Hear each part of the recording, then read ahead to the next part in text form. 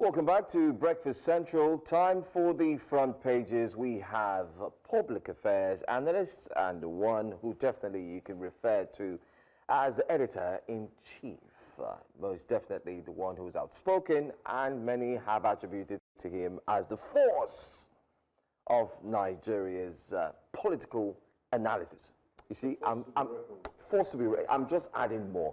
Welcome, Mr. Ikechukwu. Mr. Amaechi is just side eye. Yeah, like why all this hype? Bombastic side eye. Yes, like those boys that help you to pack. Yes. Binga, why are you going to this? Welcome, sir. Good to have you. Joe, how are you? Not bad. We had to pull you out in this holiday. We're sorry about that. Yes, Baraka de Sallah. Thank you. Baraka de Sallah. The Sallah boy started to Baraka in our side. So I asked Nabenga if he can spare me some Sallah meat. I can describe where you could get meat from. Around the governor's office, there's a Ikeja City Mall. Just walk into the shop there, you go to the butchery section and purchase some meat. Okay, you are being unfair. I mean, if I can't provide, I can lead you to where you can get. Anyway, welcome. Let's take a look at the papers for today. We're looking at the Tribune, Daily Trust, The Guardian, and you can be part of it. I want to say thank you to our callers yesterday. We did have very, very concise, and I'd say very intellectual callers yesterday, where they had broken down some of the stories and how they saw it. So, I mean, you're welcome. It's holiday, and we know you're watching us from home. That's a possibility. Well, let's take a look at the Tribune, our very first paper this morning, and see what it says, as we have our in-house analyst as well that will be doing justice to it. But you see, we just talked about the Tribune, and what you have, first of all, is what it is. That picture, that major picture, is repeated. Yes. The one talking about the project that the FCT, basically welcoming the president to commission projects for 17 days. It was on the paper's front page yesterday. Today again, it's on the front page. Yeah. The commissioner of Mr. Project himself is working. So yeah, and it draws a list. It draws a list, yeah, on the right. You can see that, but it's quite small. We'll leave that to So Mr. President is going to be very busy after his holiday rest. Very busy. But let's look at some other stories. We must control illicit arms to defeat terrorists, NSA says, as federal government destroys over 3,867 illegal weapons. Ooh. Bad leadership, biggest challenge against Nigeria's development, Wike says Tinubu capable of building Nigeria of our dreams. Ido Kabri, don't lose hope, Tinubu tells Nigerians. As governors, reps, speakers, Atiku, others congratulate Muslims. I would really say there's nothing much to talk about here on the front that advertorial is taking most of the truth. Yeah, but let's move on to the next paper very quickly and see what we can find. I believe we should be looking at the Daily Trust newspaper. Absolutely. Yes. What do we have in front of the Daily Trust? Sallah. Travelers spend hours on Abuja Road. A major gridlock on the Abuja-Kaduna Highway yesterday caused many commuters traveling home for Sallah holiday to spend hours on the road. It was gathered that some passengers spent about 5 to 6 hours on the journey, which ordinarily should be about 2.5 hours. If you've ever been in one of these traffic situations, you will not want to wish that on your enemies. A terrible experience. And it also happened in some parts of the Lagos-Ibadan Expressway. There was a gridlock in some sections of that road. So I wonder why we have this from time to time. Maybe there was an accident, we don't know. The members of the Nigerian Federal Road Safety Commission will be able to give us details on that. Or you can get a copy of the Daily Trust newspapers. Life and Times of Professor Jibril Aminu is also there. Eid al-Adha, Tinubu Atiku governors preach peace. And how 300 Nigerians died in 6 days. Army chief makes case for early voting for military personnel. Maybe we should talk about that. I mean, do you have any stories you want to pick from this front page? I think that should do. The Army chief making a case for military personnel, and I guess it's maybe because of electoral duties on election day, because I don't even know why we should deploy military personnel on election day. The police it's their constitutional duty, the police, to secure and provide security for Nigerians. But maybe they are asking for this because of, I don't know. Maybe, I don't know, we'll be able to get into the details at some point. We can look through the paper and see what is being said about it. But let's quickly connect with our correspondent, Chizoba Anyonwe, as she brings us updates about the Sallah celebration. It is, of course, Eid Mubarak to all our Muslim brothers and sisters. Chizoba, good morning. Thank you very much for joining us. What's the situation in Plateau? Talk to us about the celebration, the Sallah celebration. So I am here at the Fiber Mosque in Jos, the metropolis. It's one of the biggest mosques we have in town, where when there's this kind of celebration, people coming from all parts of the Jos metropolis to celebrate with family, friends, colleagues, and of course loved ones around. So if you can see behind me, right around me, in front of me, they are all here. And they're all happy. I spoke with a few of them earlier on, and they expressed joy that most importantly, it is going on peacefully. Everybody's happy. They have looked forward to this day, and finally the day is here. And well, the prayer just ended a while ago. We were told that the prayer will hold by 9 a.m. and we're there before the 9, but we were told that the prayer, if I started like 8 a.m. or before 8 a.m., prayer started earlier than 8.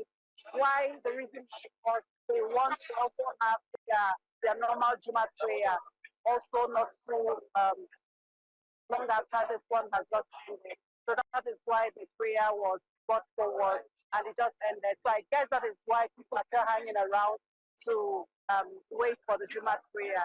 But it's been a peaceful session there. People are like now they're just having photographs with family, friends, and of course loved ones.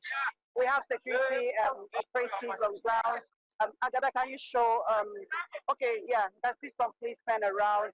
The military bands are up there. You may not be able to see that from distance from here.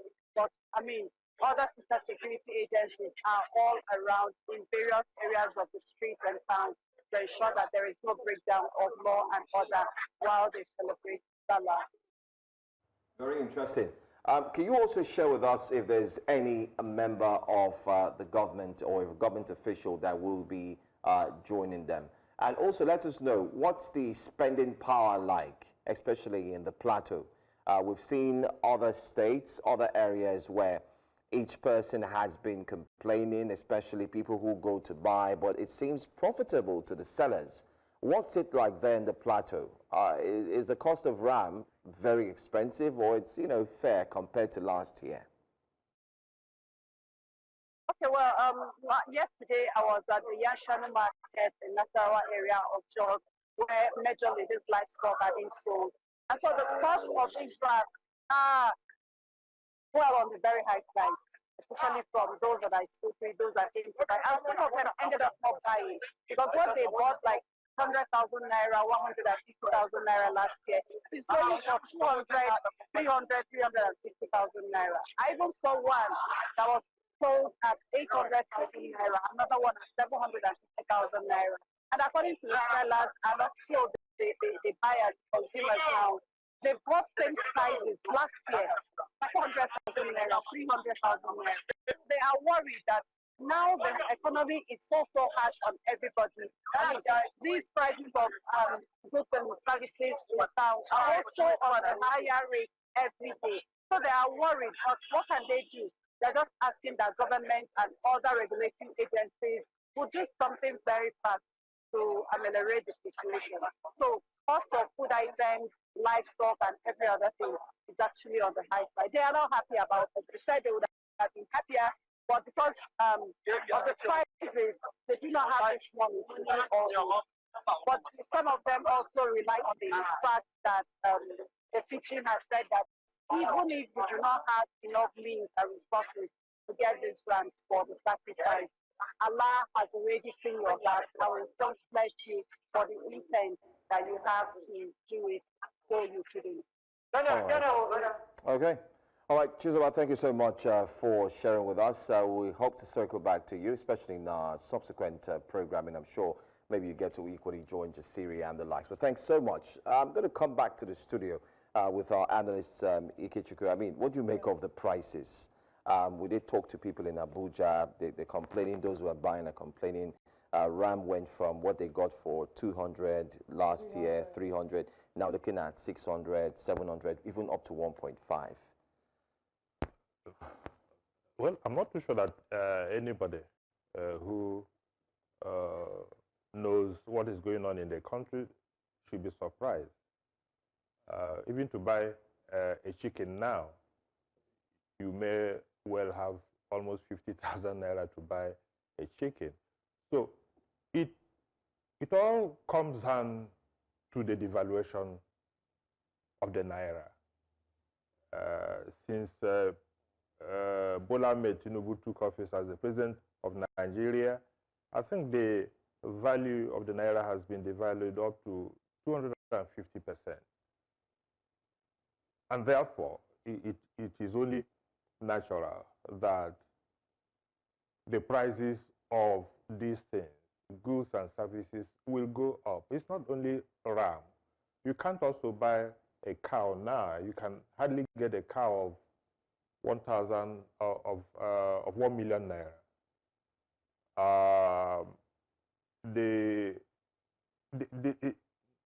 It is not as if that the prices, you can only feel the impact if you are buying in naira, which unfortunately is our local currency.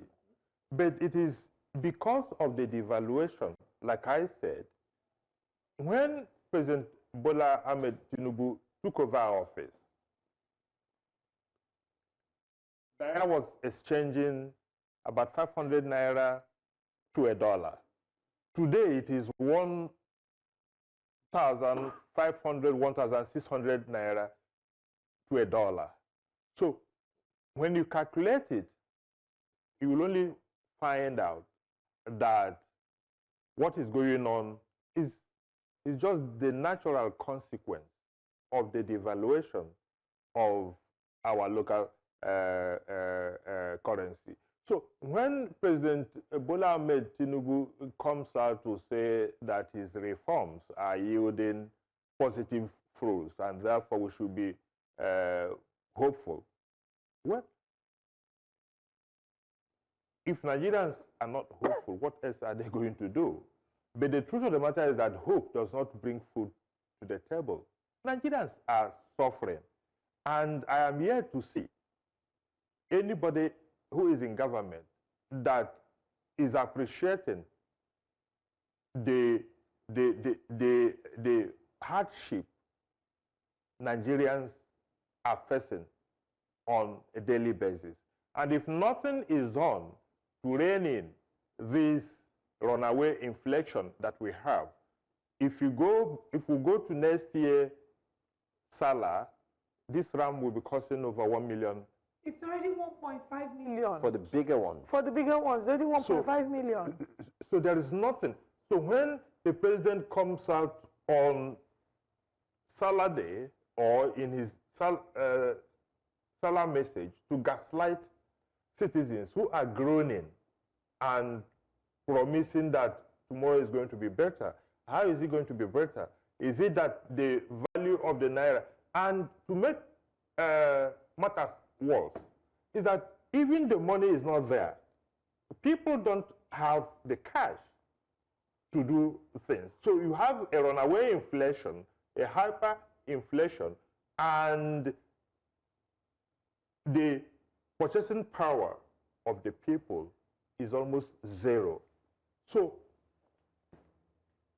I'm not too sure. You know, I asked this question, I think it was last week, that the only way to assess this government, because the primary responsibility of every government, which is also enshrined in our 1999 Constitution, is the welfare and security of the people.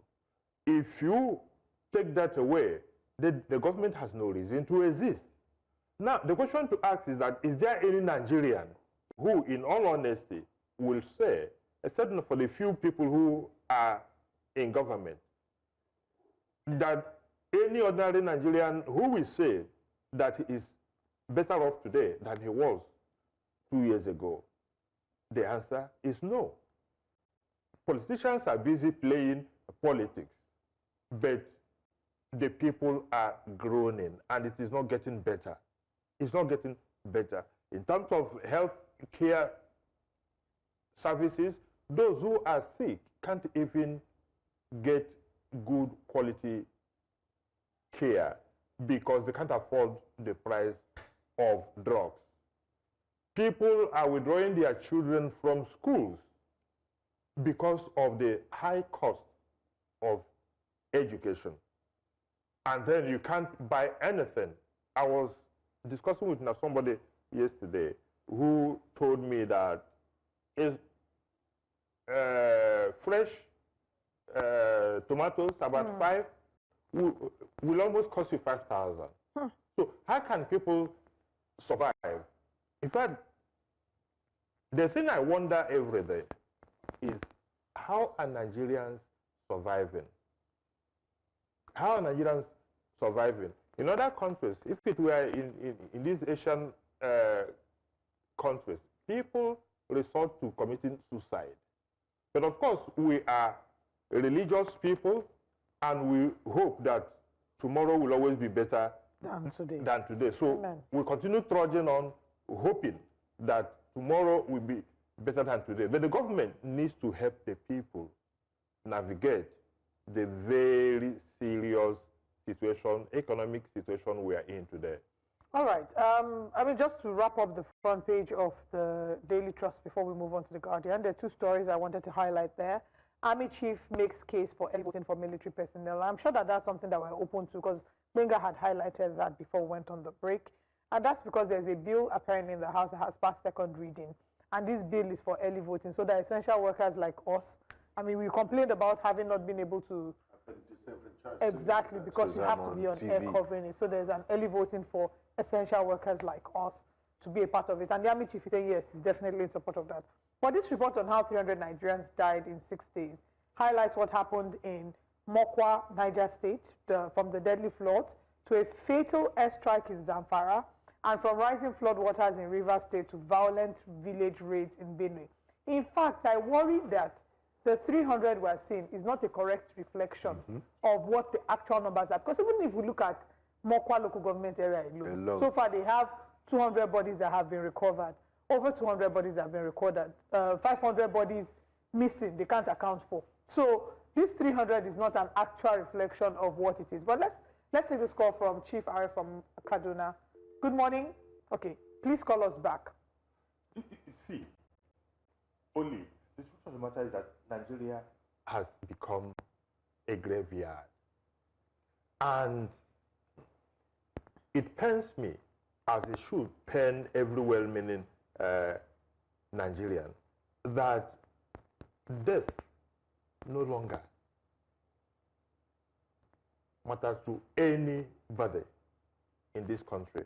It does, in fact, we see it as a new normal. So you wake up in the morning and they tell you 50 people were slaughtered in a Benue community, and everybody moves on. We're desensitized. It's almost like it's just statistics. Everybody moves on. You're talking about the Mokwa thing. Reports have it that more than 500 people are still missing. Yes.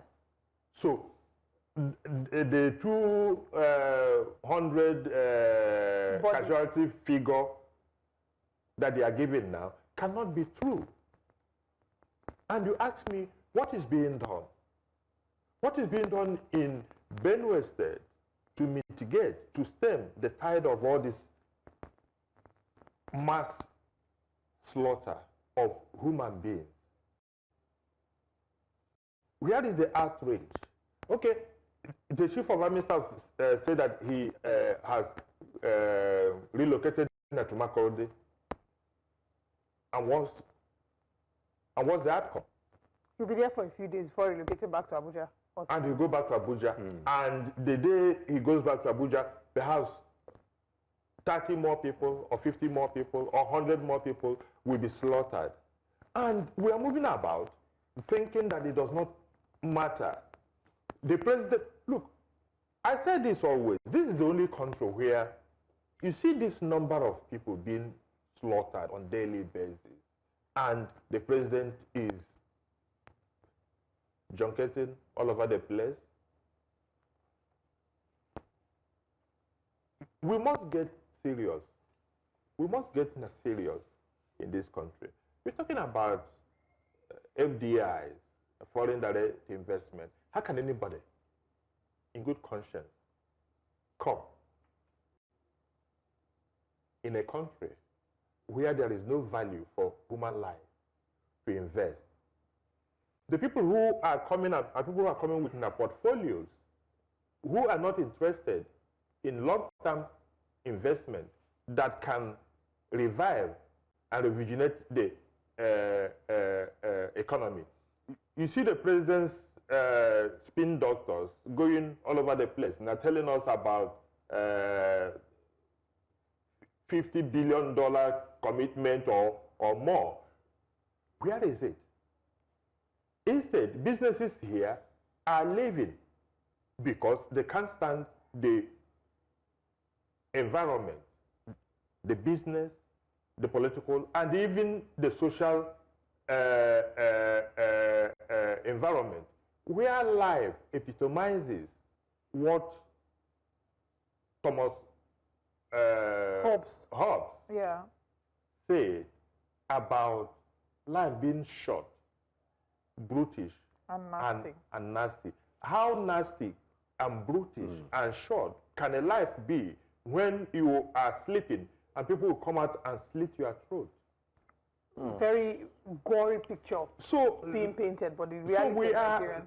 So we are, the government has not dented.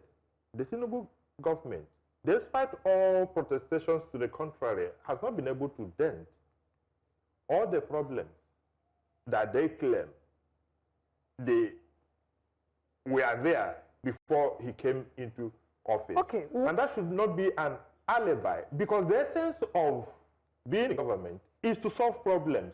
All right. So that if you are giving excuses every day that those problems were there and before this man came, and so what? Okay, we'll still talk about some of these problems, and the Guardian will be the next paper that we're reviewing after the short break.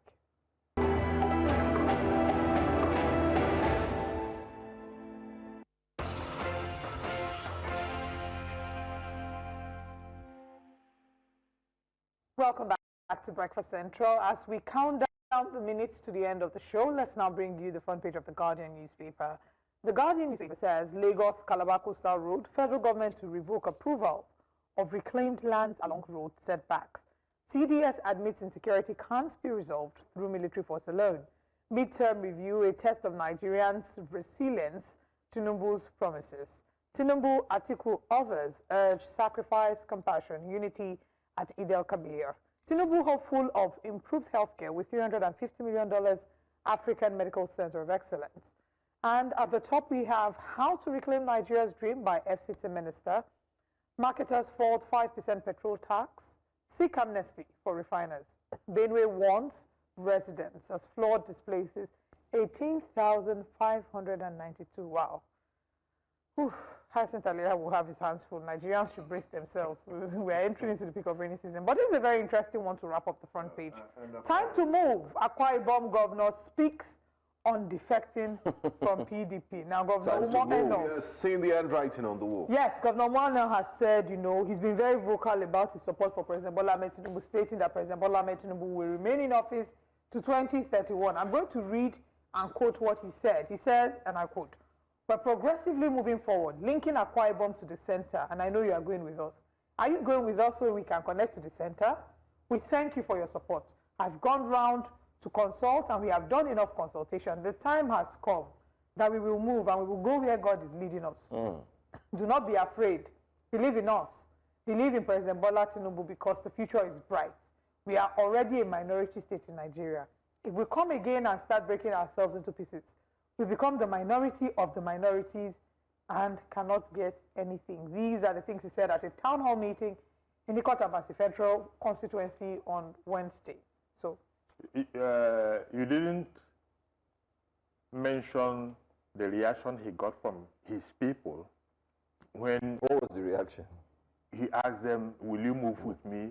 And they told him no. They told him no. They were very emphatic in rejecting whatever proposals.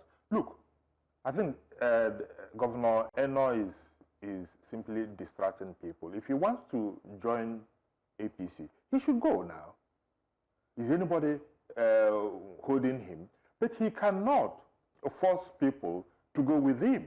One of the governors, the heads of MDAs are stressing that if you don't move, according to reports we're hearing, that if you don't move, there will be an issue. Because they are working with him and they want to have some sort give of them an ultimatum as well. The government. He cannot coerce them. If he wants to move, let him move and see how many people will go with him. But you can't say, in the first place, it is immoral for somebody to use a ticket that was given to PDP and willfully transfer it to APC. Is that not how all of them are doing? It's not just him. They'll say he's not the first. Yeah. But it is immoral. Whether it has been done by the man in Delta State or it is immoral for you. Because, look, we are beginning to normalize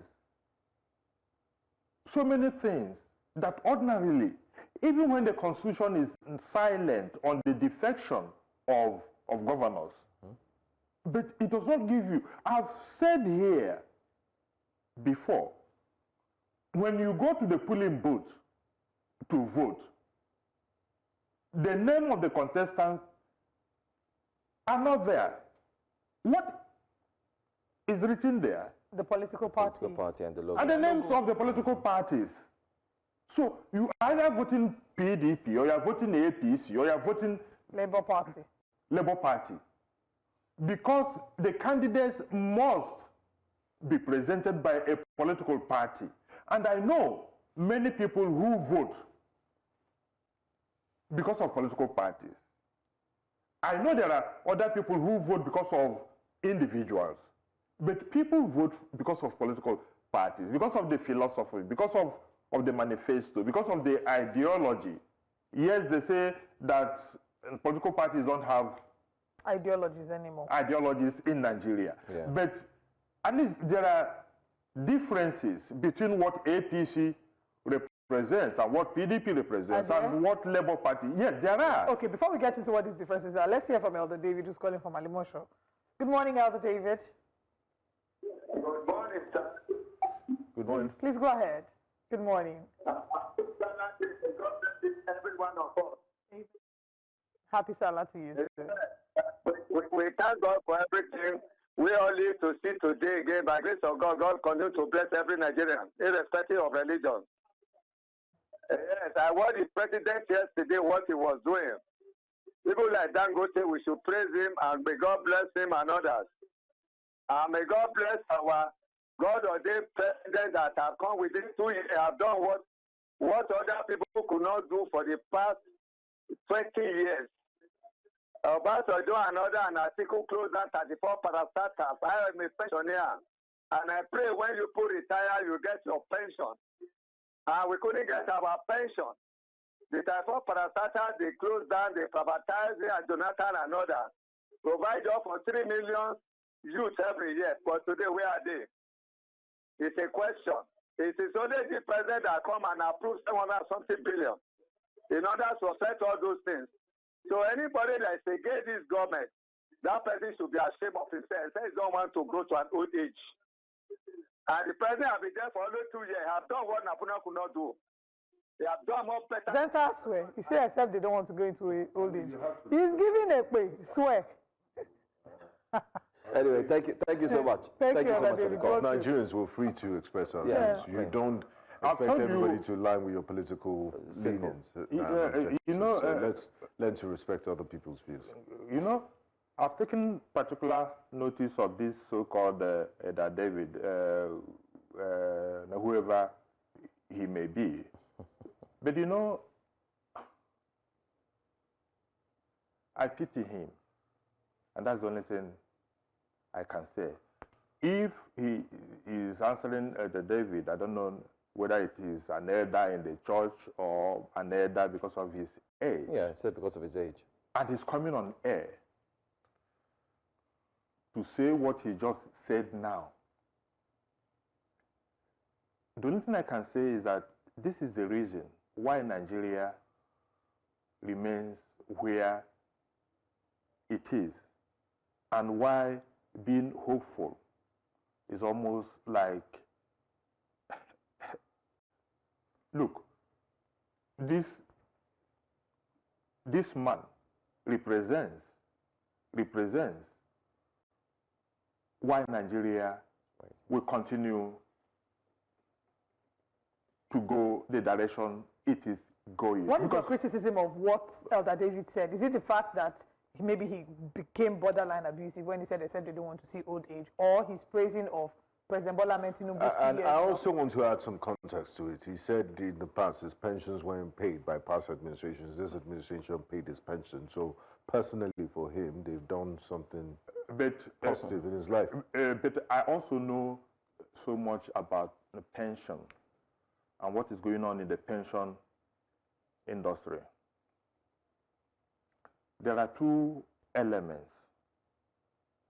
Since the contributory pension scheme, the CPS, was introduced, I think that was in 2004 by President Olusegun Obasanjo.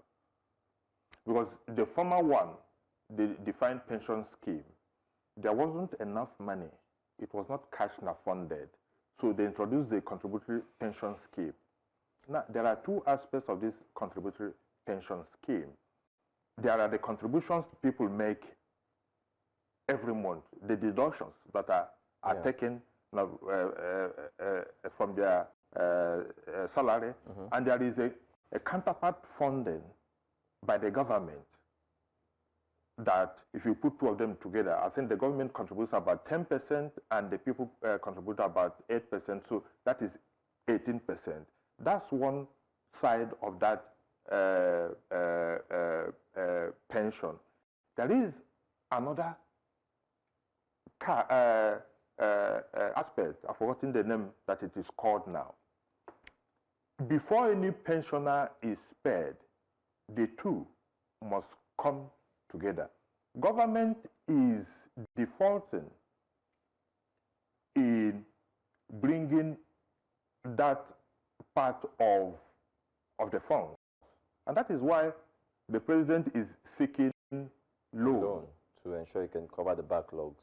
To show it can cover that backlog. And they have been in arrears now for more than 15 months.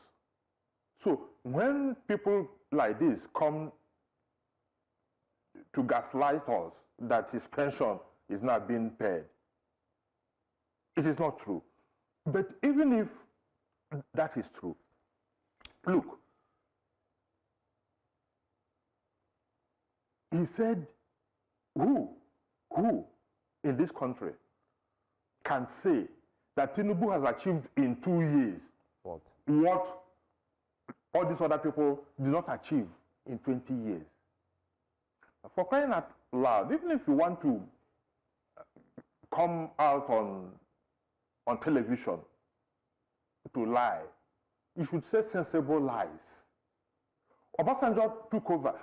No matter how much you like or dislike Obasanjo took over when Nigeria was down there in 1999. Nigeria was a pariah nation.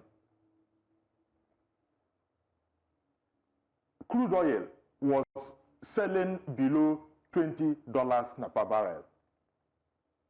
Obasanjo, within 8 years, paid off all Nigeria's debt.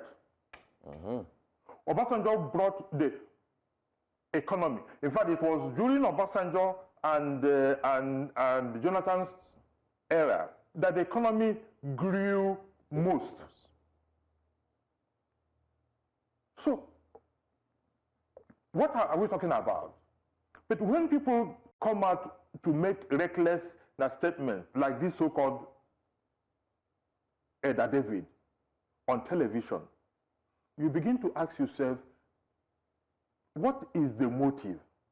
Why are people doing this? Is he doing this because of ethnic solidarity? Or is he doing it because he gets anything from the government? All of us are Nigerians. There is no place. You can't drive to any filling station and they say, okay, if you are a Muslim, you buy differently. Or if you are from the southwest or from the north, you're going to buy differently. You go to the market, all of us are facing the hotel. Can Elder David, in all honesty,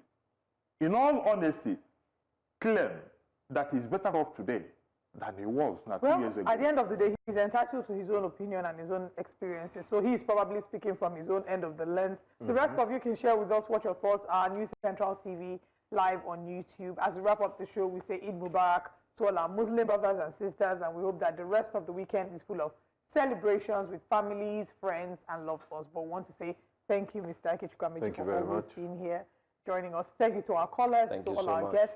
We'll see you again on Monday. Have a wonderful rest of the day. Always my pleasure. Now we hope Nigeria will get better. Amen. We hope it does. See you on Monday.